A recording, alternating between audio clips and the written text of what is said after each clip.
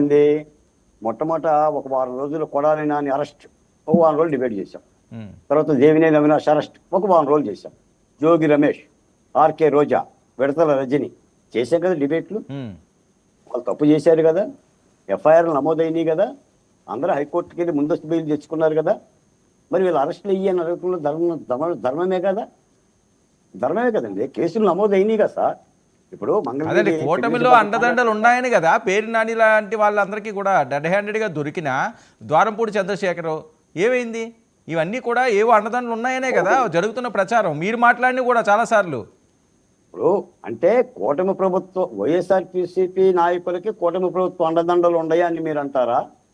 అన్నాయని కదా జరుగుతున్న ప్రచారం, అయితే ఎందుకు అవట్లేదని. మరి అన్నప్పుడు ఏంటంటే దానికి వాళ్ళే సమాధానం చెప్పాలి. ఇప్పుడు శాంతి ప్రసాద్ గారు ఉన్నారు. మీకున్న ఇన్పుట్స్ ఏంటి? మీరు వింటున్నది ఏంటి? బాలకోటి గారు మీరు వింటున్నది ఏమండి వర్మ గారు